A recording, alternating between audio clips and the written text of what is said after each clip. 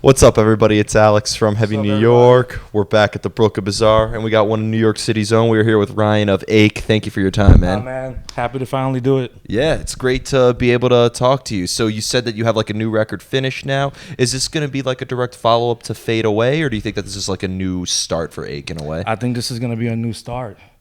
Totally new kind of direction. I mean, it's still some of the same elements from before. Some of the crusty, thrashy stuff that we did before. But I'm going to leave it as a surprise. If you're coming to see us live, you'll get the vibe of kind of where we're going. But it's definitely like a whole new direction, you know?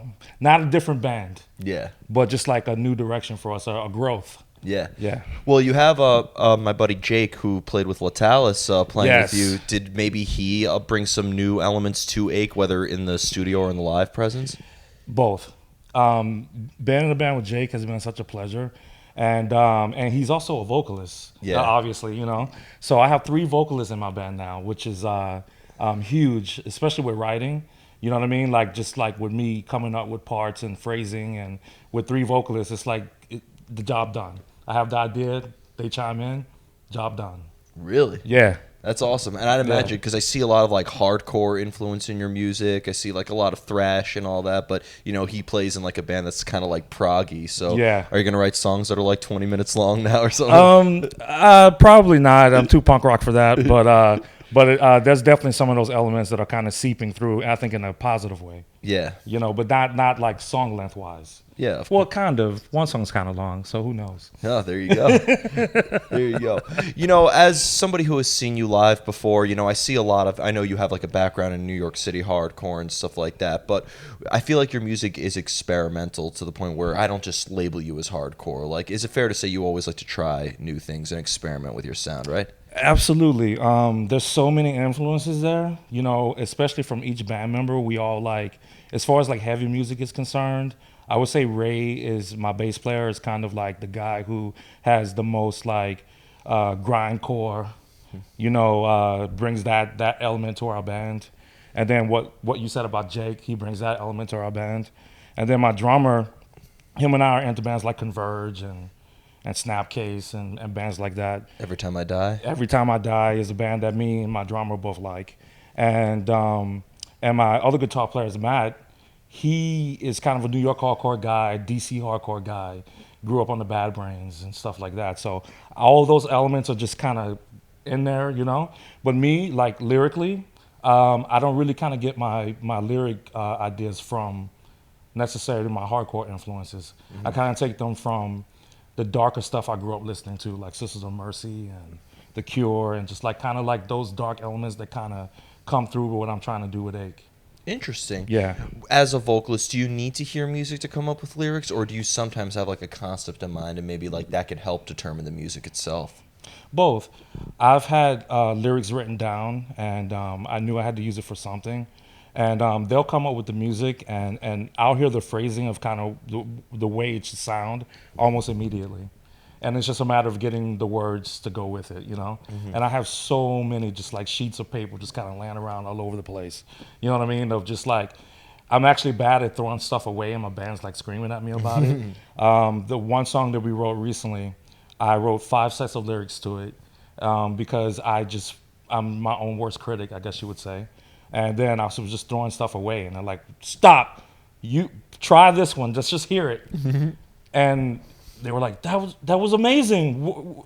And I was thinking, "Oh man, I probably would have been okay like three lyrics ago," you know. So one song on our old album, my best friend passed away, and I went into his apartment the day after he died, and he had written lyrics the night before. I found them just kind of sitting on his washing machine. And I ended up using all of his lyrics for one of our songs. Wow. It just kind of just fit perfectly into my phrasing. So that's kind of how it works. Do you like to leave the lyrics open to interpretation, or do you try to maybe convey a certain message to sort of get the listener to see things from your point of view? No, I think I want to leave it open. You know, it's like I kind of don't like explaining it too much. Sometimes on stage live, I might kind of give someone an idea of a vibe. You know what I mean? But for the most part, you know, I like people to kind of get their own interpretation of what they feel like it could be about for them. Could somebody, if they were to see the lyrics in a completely different way than how you felt when you first wrote it, can that maybe change your perception on how you viewed that song as opposed to when you first wrote it? Yeah, I kind of wrote this one song, and I'm kind of concerned about it's going to be on the new album. It's kind of funny you say that because I wrote this one song about a documentary I saw about a serial killer, and basically in the lyrics, I'm singing his point of view of what I felt he was thinking during that time. And I struggled with keeping those lyrics because I was thinking like maybe down the road someone might look at that a certain way that doesn't represent me. And I almost threw those out like I threw out so many things. And my band's like, hold up, wait, stop. It's good, it's great, it's art, it's art. Do you think that every rapper does everything that he's like saying in his songs? Stop. So I caught myself, we're performing it tonight with vio-lence. Yeah. But yeah. Interesting. When it comes to getting inspired to write music, especially for you, like, do you have to put yourself in a certain element in order for inspiration to come, or does inspiration sometimes come out of nowhere? It sometimes comes out of nowhere, but I definitely like have to kind of put myself there, especially on stage. You know what I mean? Like before every song, I have to kind of imagine what I wrote about to me give the best performance to the crowd, to really feel what I'm doing. If that makes any sense. Yeah, absolutely. Yeah. And that led me into the next question because, I've seen you live with, Mutoid Man before. I've seen Oh my you. God! Yes, Mutoid Man. Yep, we got to get them on here one day. But I've seen you live numerous times. When you are playing live, I could tell, that you are putting your heart and soul into the live presence. Is there a similar energy that you channel into your live presence as you do when you're in the studio, or is it like a completely separate game altogether? I have to feel that way in the studio, or to me, it's not like right. I have to get everything right in the studio, and I have to feel kind of the way I feel on stage when I'm recording. Like I have to try to achieve that, if that makes any sense. Yeah. So you try to execute it exactly how people are hearing it on the album. You don't like improvise or like. You mean live? Yeah. Oh no, live I improvise sometimes. Just kind of like maybe like with some of the dynamics with like phrasing, like a scream. I might not scream this one line, or I might say it softer or grunt it, or it depends. Sometimes when you're jumping around, you don't always get it exactly, Yeah. the way it was recorded or whatever. But that's kind of the punk rocker in me too. I kind of don't give a. Yeah, exactly. You could curse on Oh, here. okay, all right. I don't give a fuck. There you go. All right. And the final question I wanted to ask you is, because being that you were so active in the New York City hardcore and punk scene, what is your take on the New York City metal scene today? I feel like there's a great, thriving metal scene still with so many great bands and venues, but, as somebody who's very well active in it back then and well active in it now, what would you say, how would you say the scene is now? Well, I say that, if you think that there's not good stuff going on, well, then you need to go out and you need to search, because there is, like you say. I when I get a chance to go out and see live bands, I do. Last Monday night, it was a Monday night. Who goes out on? I usually don't go on a Monday night, but I was like, let me just go to this show and just check out some bands. And thank God that I did, because I saw this band called Gift from God. Oh, yeah, they played at Gold Center. Yeah, I was at my Nile God. that night. Blew me away, man. Blew me away. Like I'm a fan. I